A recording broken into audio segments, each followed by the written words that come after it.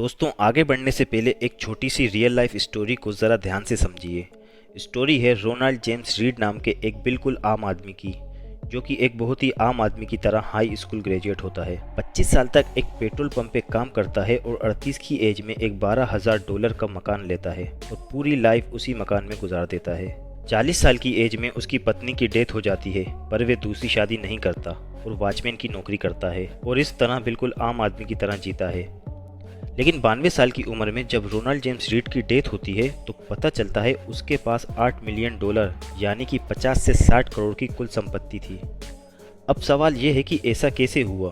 कैसे एक आम आदमी ने बिना किसी खास डिग्री, बिना किसी खास नौकरी, बिना किसी खास बिजनेस के करोड़ों रुपए जमा कर लिए? तो इसका जवाब है रोनाल्ड जेम्स रीड अपनी कमाई का एक हिस्सा इन्वेस्ट करते थे, जो कि कंपाउंडिंग के लाभ से कई गुना ज़्यादा हो चुका था।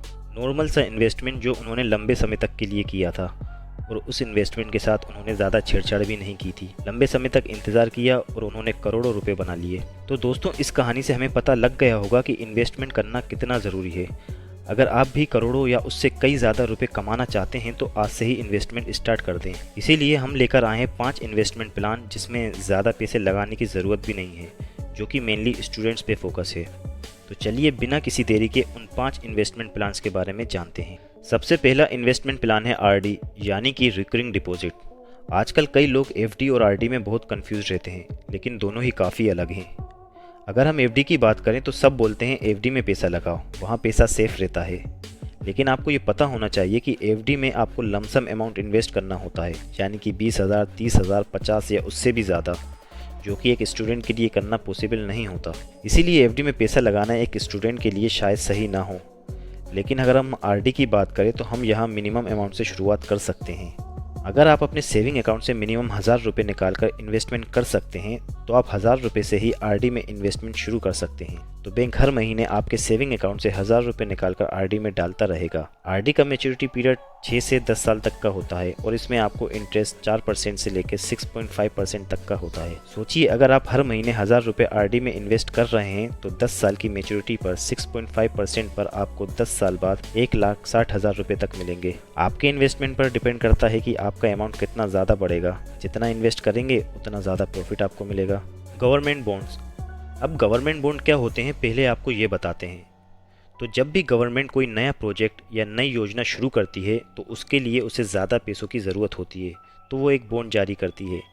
इन बॉन्ड की 2 सबसे इम्पोर्टेंट बातें ये होती हैं कि ये रिस्क फ्री इन्वेस्टमेंट होती है और वहीं दूसरी, इसमें एश्योर्ड रिटर्न मिलता ही मिलता है। इन बॉन्ड को जारी करने का कोई फिक्स समय या तारीख नहीं होती, सरकार इसको कभी भी जारी कर सकती है। इन बॉन्ड की मैच्योरिटी पीरियड काफ़ी लंबी होती है, तो अगर आप लंबे समय के लिए इन्वेस्टमेंट प्लान कर रहे हैं तो आपके लिए अच्छा इन्वेस्टमेंट हो सकता है। इन बॉन्ड की प्राइस भी बहुत कम होती है और ये एक अच्छे रिटर्न भी देती हैं। तो अगर आप लॉन्ग टर्म में प्रॉफिट कमाना चाहते हैं तो आप इन बॉन्ड में ज़रूर इन्वेस्ट करें। म्यूचुअल फंड में इन्वेस्टमेंट कोई भी कर सकता है, लेकिन अगर आप स्टूडेंट्स हो तो म्यूचुअल फंड्स आपके लिए बहुत ही प्रॉफिटेबल हो सकता है, क्योंकि आप इसमें 500 रुपये महीने से भी शुरुआत कर सकते हैं। अब म्यूचुअल फंड का नाम सुनते ही हम सबको एक बात ज़रूर याद आती है, म्यूचुअल फंड निवेश बाजार जोखिमों के अधीन है। योजना से जुड़े सभी दस्तावेज़ों को ध्यान से पढ़ें। ऐसा सुनते ही आपको लगता होगा कि शायद इसमें बहुत ज़्यादा रिस्क होगा, हम इसमें क्यों इन्वेस्ट करें, हमारा पैसा डूब जाएगा।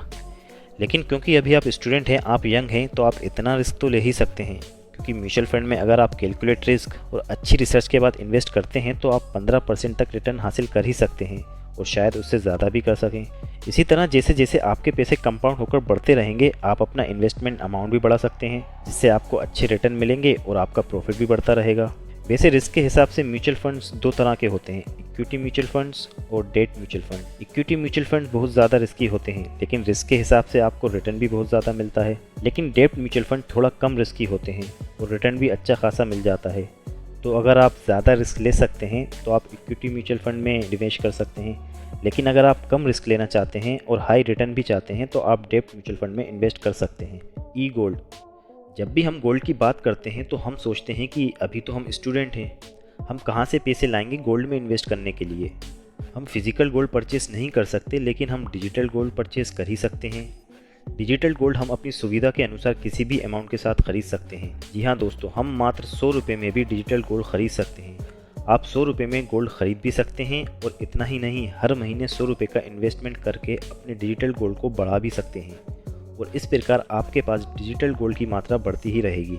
इसका सबसे बड़ा फ़ायदा ये है कि जब भी आपको लगे कि डिजिटल गोल्ड की मात्रा आपके पास ठीक ठाक हो गई है तो आप इसे फिजिकल गोल्ड में भी कन्वर्ट कर सकते हैं और इस गोल्ड को बेचकर अच्छा खासा अमाउंट पा सकते हैं। तो आप अपनी सुविधा के अनुसार कम पैसों में इन डिजिटल गोल्ड में इन्वेस्ट करके अच्छा खासा पैसा बना सकते हैं। स्टॉक मार्केट आजकल लगभग सभी को पता चल ही गया होगा कि स्टॉक मार्केट क्या है। स्टॉक मार्केट में हम किसी भी कंपनी में हिस्सेदारी खरीदते हैं और ये जाहिर सी बात है कि हमें जो कंपनी पसंद है हम उसके ही हिस्सेदार बनना चाहेंगे। लेकिन फिर ऐसा लगता है कि ऐसा कैसे पॉसिबल होगा, हमारे पास पैसे ही नहीं हैं इतनी बड़ी कंपनियों के शेयर खरीदने के लिए।